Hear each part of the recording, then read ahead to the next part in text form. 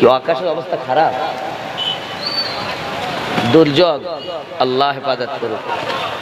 আব্বা আমার, আকাশ বাতাস শুরু হয়েছে, প্যান্ডেলের অবস্থা খুব ভালো না, যাই হোক বাল্পে হতে পারি। মোহাব্বতে জিকির লা ইলাহা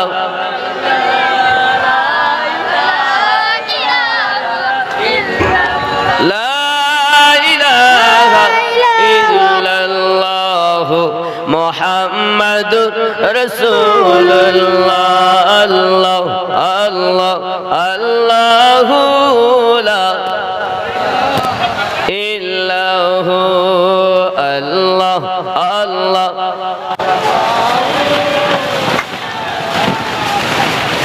এই চলেন।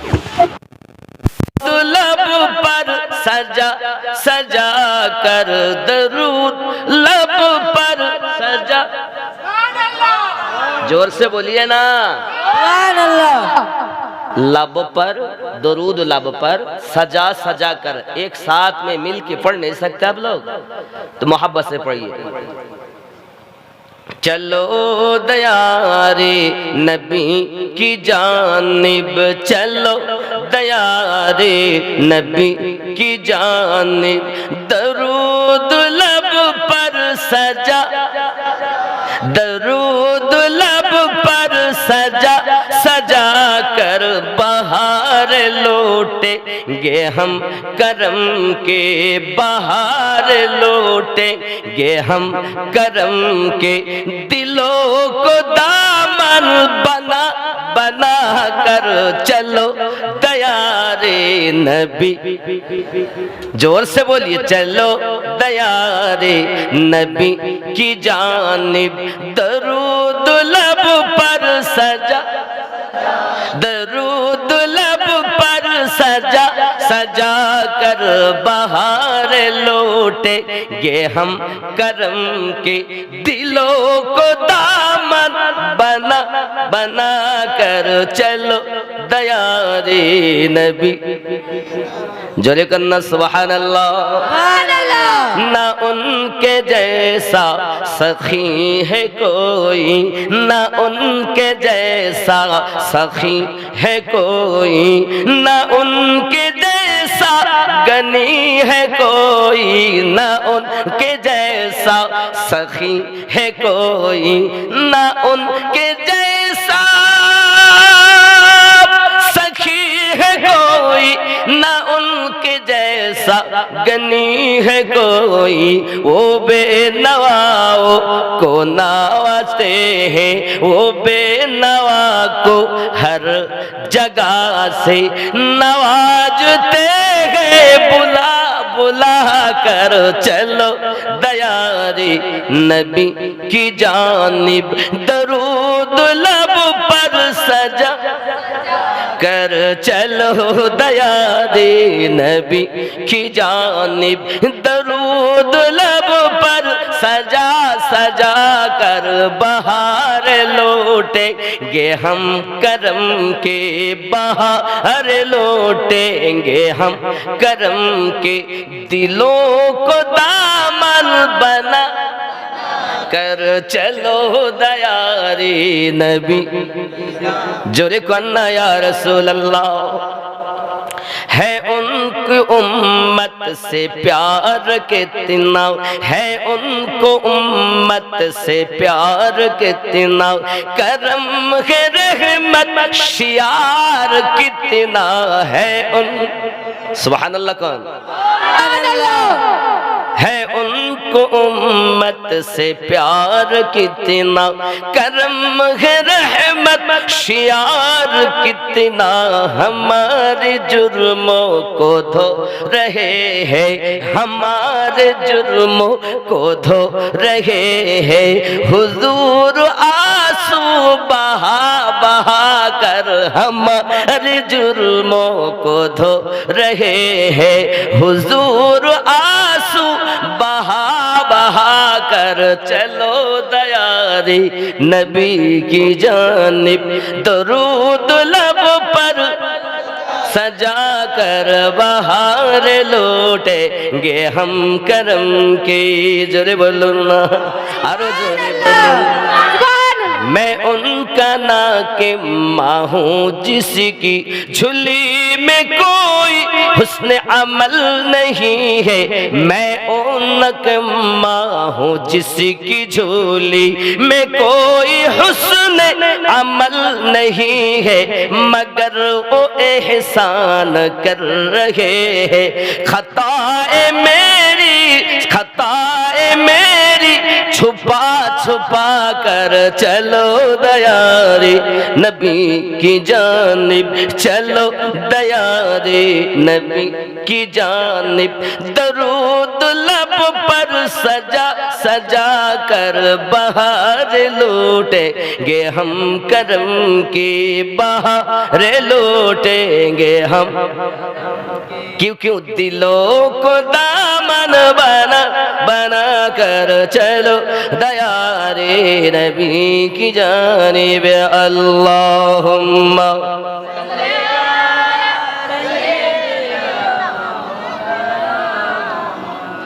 व अला अली सय्यिदिना।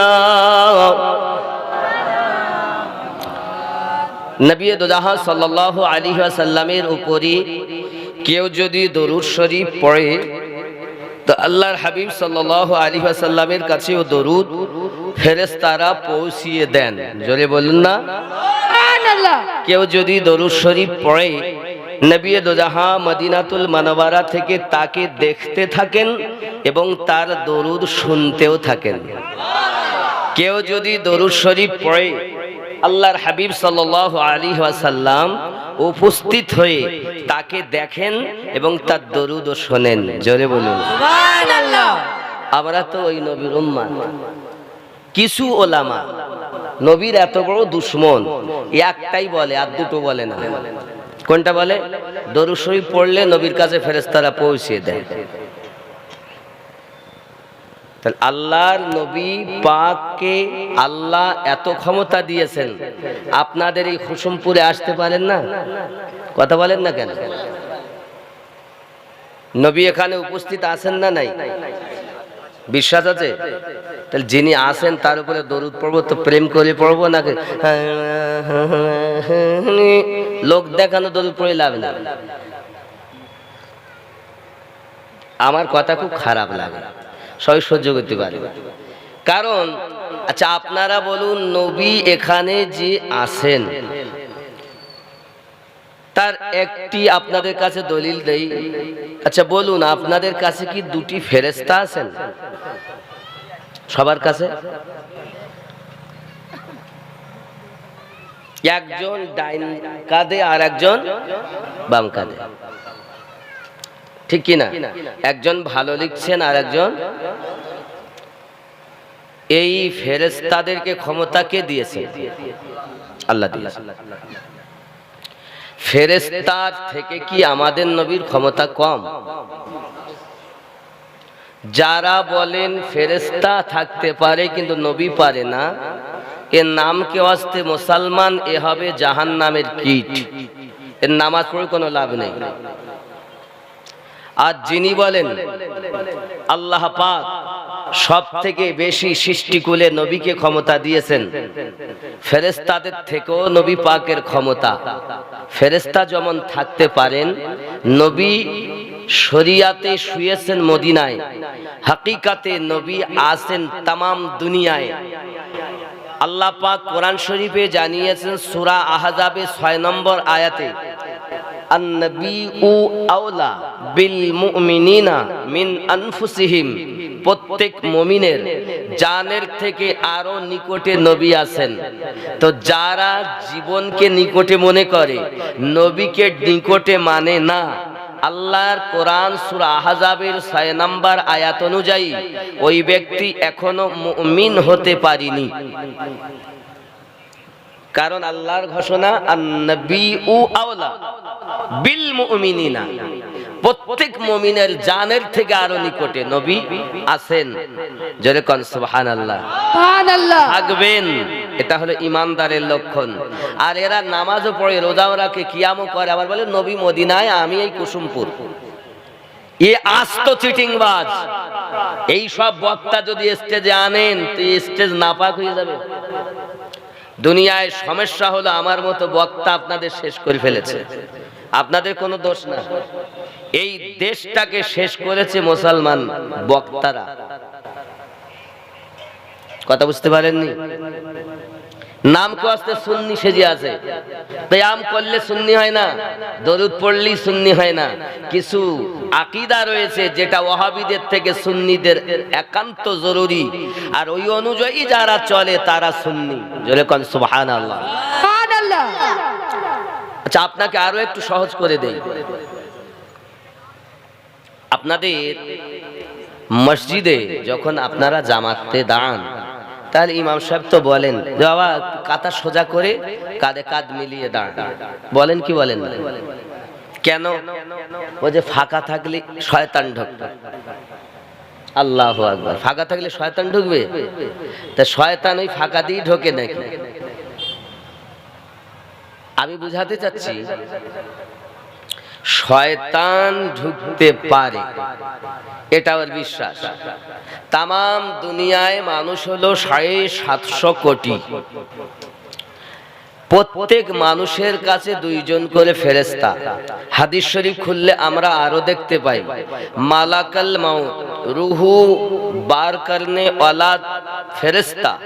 আল্লাহ পাক তাকে এত ক্ষমতা দিয়েছেন, প্রতিদিন প্রত্যেক মানুষের কাছে 5 বার করে উপস্থিত হয়।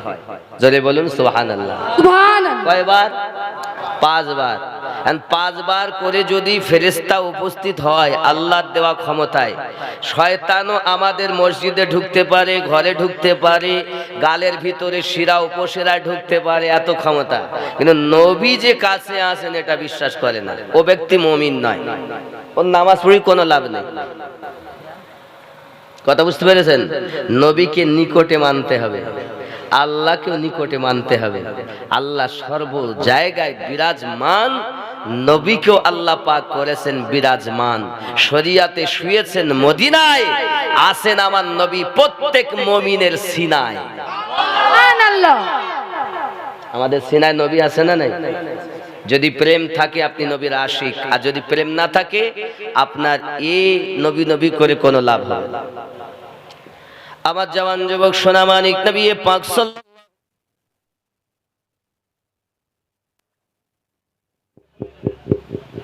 মোহাব্বতে আল্লাহুম্মা সাল্লি মাওলানা মুহাম্মদ ওয়া আলা আলি।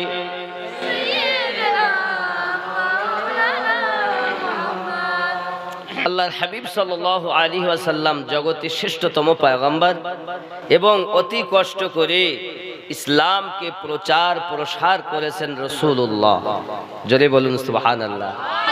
কত কষ্ট, যে কষ্টের কোনো সীমা নেই। আল্লাহর হাবিব সাল্লাল্লাহু আলাইহি ওয়াসাল্লাম যখন মক্কা নগরী আল্লাহ পাকের একত্ববাদ প্রচার করলেন, মানুষ সব দুশমন হয়ে গেল, একে অপরের সঙ্গে দুশমনি। এ বাবাজি আমার, তার আগে পেয়ারা রাসূল সাল্লাল্লাহু আলাইহি ওয়াসাল্লাম 25 বছর যখন বয়স হয়, আম্মা খাদিজাতুল কুবরা রাদিয়াল্লাহু তাআলা আনহার সঙ্গে ওনার বিবাহ হয়।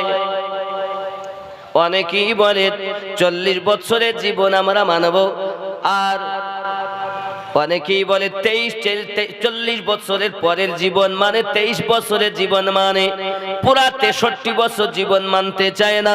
40 বছর জীবন নবী পাকের তারা মানে না।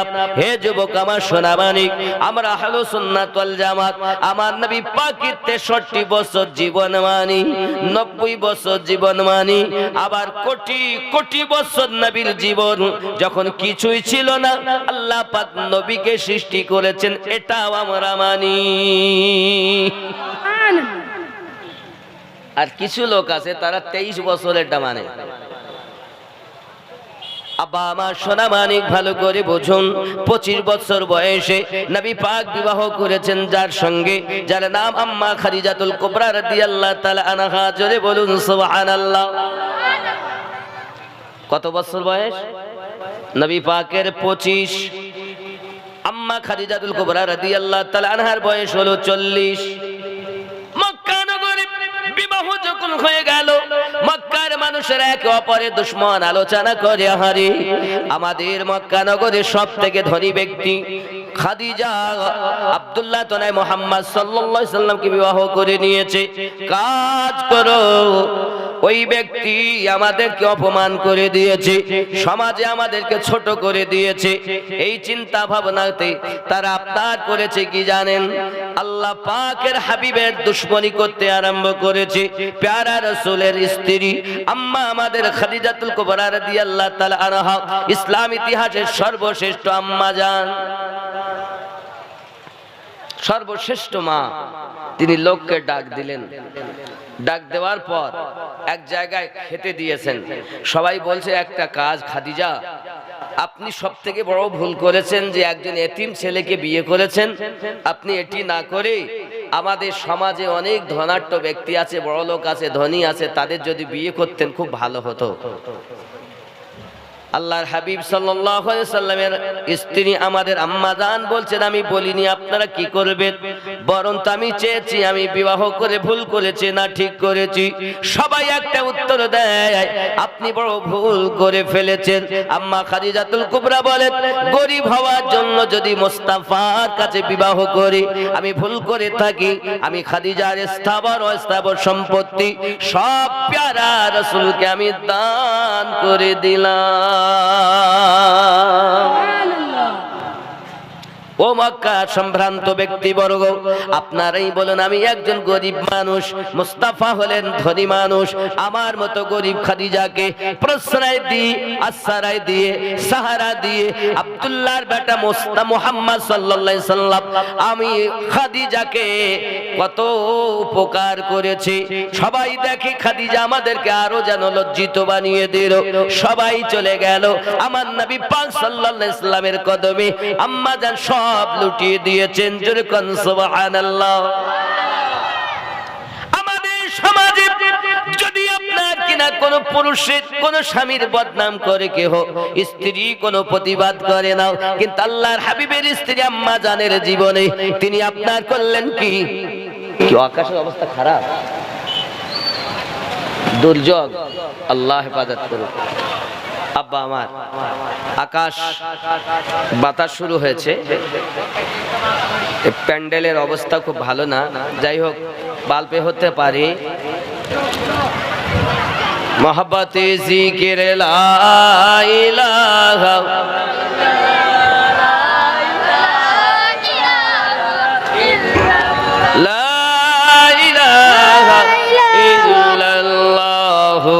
মুহাম্মাদুর রাসূলুল্লাহ। আল্লাহ আল্লাহ আল্লাহু লা ইল্লাহু আল্লাহ আল্লাহ।